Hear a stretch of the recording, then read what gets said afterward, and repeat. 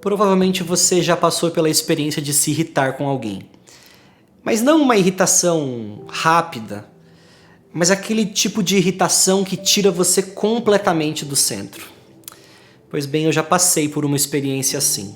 E numa das vezes, a irritação chegou num ponto tão elevado que numa noite eu sonhei que eu matava a pessoa, que eu estava sobre ela, dando socos a ponto de o sangue dela escorrer pelas minhas mãos. Eu, depois daquele sonho, acordei cansado, ofegante, como se eu realmente tivesse passado por aquela experiência, como se ela tivesse sido real. Naquele momento, eu percebi que eu precisava tratar algo no meu coração. Bom, no dia seguinte, com certeza não por coincidência, eu me deparei com um artigo cujo título era "Eu não aguento mais você". Eu acreditei que aquilo era para mim e que eu precisaria então lidar com aquele conteúdo.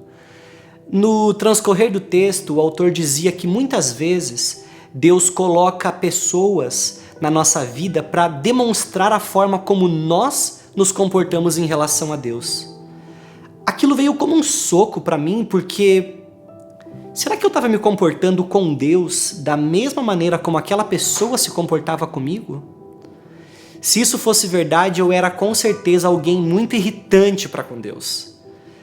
O autor do texto continuou dizendo que, embora isso fosse verdade a nosso respeito, aquilo que nós recebíamos de Deus era perdão para recomeçar, graça para lutar e um amor incondicional capaz de escrever uma nova história.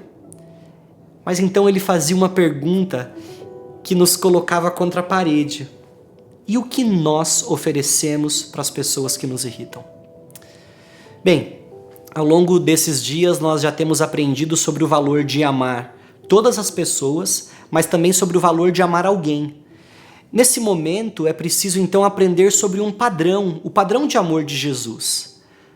Nossa definição de amor não simplesmente se baseia em Jesus. Nossa definição de amor é o próprio Jesus.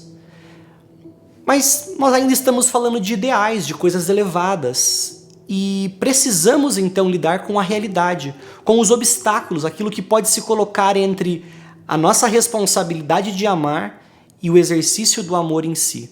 Quais seriam então os obstáculos para que nós amemos nessa medida? Existem muitos, eu tenho certeza, mas eu queria pensar exclusivamente sobre um: o orgulho. C.S. Lewis disse que humildade não é pensar menos de si mesmo, mas pensar menos em si mesmo. Se ele está certo, isso significa que o orgulho faz com que nós pensemos cada vez em nós mesmos, não sobrando espaço para pensar no outro. Ou pior do que isso, considerando o outro um intruso, alguém que interfere, que atrapalha a nossa vida. Consegue perceber como o orgulho torna a ferramenta que Deus quer usar em nossas vidas como algo ruim? Nós achamos que pessoas são algo ruim.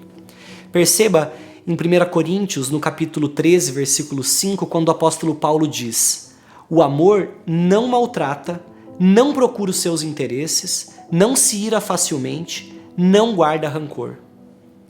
O orgulhoso vai maltratar uma pessoa quando ele se sentir lesado, quando ele se sentir prejudicado, quando ele perceber que ele não foi tratado da forma como ele gostaria ou como ele considerava ser digno de ser tratado. O orgulhoso só vive em função de si mesmo e dos seus próprios interesses. E quando ele não é atendido, ele se ira e guarda rancor. A gente pode concluir que o amor só é uma possibilidade para os humildes.